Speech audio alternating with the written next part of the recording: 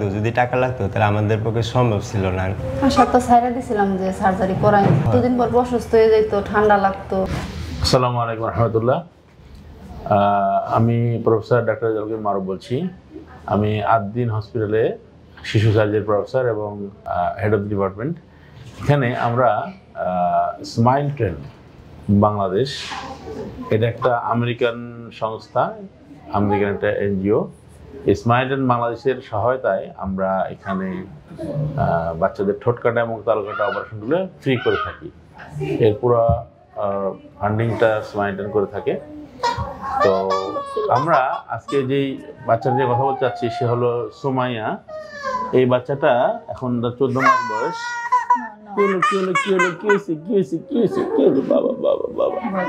তো 14 মাস বয়স তার। তো এই মেয়েটা একটু তার ম্যালনিউট্রিশনে ভুগছিল, ম্যালনিউট্রিশন ছিল তার। ম্যালনিউট্রিশনের কারণে আমরা তার অপারেশন করতে পারছিলাম। তার হিমোগ্লোবিন কম ছিল, তার ওজন কম ছিল, সব কিছু মিলে। তো স্মাইল ট্রেনের আরেকটি প্রজেক্ট আমাদের আছে, সেটা হলো যে নিউট্রিশন প্রজেক্ট। সেই নিউট্রিশন প্রজেক্টে আমাদের একজন দিলরুবা সুমি বলে একজন নিউট্রিশনিস্ট কাজ করেন।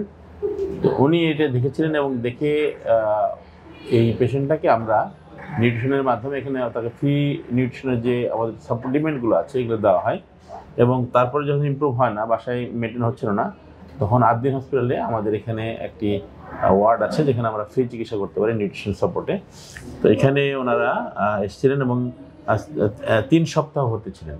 3 সপ্তাহ ভর্তি থাকার পরে যখন তার সব কিছু ইমপ্রুভ হয়েছে, তার ম্যালনিউট্রিশন থেকে সে আস্তে আস্তে বের হয়ে আসছে, তার হিমোগ্লোবিন বেড়েছে, এখন সে অপারেশনের জন্য ফিট। আমরা তার এখন অপারেশন করে দেবো। যদিও আমরা এই লিপ অপারেশনগুলা আমরা 3 মাসের বা 3.5 মাসের পরেই করি, কিন্তু যেহেতু আমাদের কাছে পেশেন্ট আসছেও পরে এবং আসার পরে তার ওয়েট কম ছিল, তার হিমোগ্লোবিন কম ছিল, তার ম্যালনিউট্রিশন ছিল, এগুলো আমরা আমাদের নিউট্রিশনের মাধ্যমে কারেকশন করেই তারপরে আমরা এটাকে এখন অপারেশনের জন্য আজকে রেডি করেছি। তো আশা করি ইনশাল্লাহ আজকে ওর অপারেশন হয়ে যাবে, ঠিক আছে, এবং সুন্দর হয়ে যাবে ইনশাল্লাহ। ঠিক আছে, ঠিক আছে সুমাইয়া।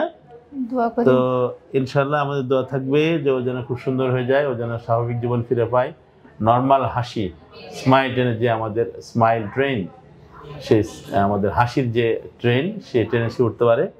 আশা করি সে ইনশাআল্লাহ একটা সুন্দর এবং সুস্থ এবং স্বাভাবিক জীবন ফিরে পাবে।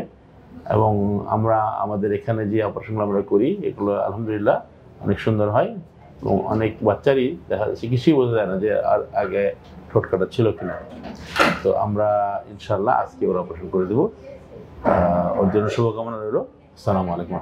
নিজেদের চলার চেষ্টা করতে আর্থিক অবস্থা খুবই খারাপ।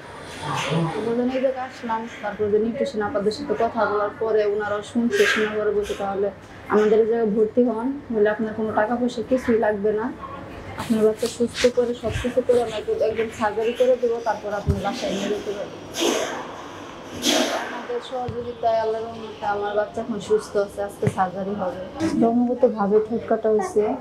তারপরে আর কি আমরা জানতাম না যে আদ্দিন হসপিটাল ঢাকায় এই জায়গায় চিকিৎসা চলে। তারপরে আমি একজনের কাছ থেকে ঠিকানা নিয়ে এই জায়গায় আসছি। আসার পরে জানতে পারি যে ওর শরীরে অপুষ্টি আছে, ওজন কম, রক্ত কম আছে শরীরে। এখন এই অবস্থায় সার্জারি করে চলবে না। তারপরে আমাদের এই জায়গা কি একটা আছে, কেবিন আছে, পুষ্টি করে এই জায়গায় আমাদেরকে ভর্তি নিচ্ছে। কোনো টাকা পয়সা কিছুই লাগে নাই। আমার মতে এই জায়গায় ভর্তি থাকার পরে 3 সপ্তাহ ভর্তি থাকছি আমরা। থাকার পরে আমার বাচ্চা ঠিক আছে, সুস্থ আছে, সার্জারি করার মতো হয়েছে।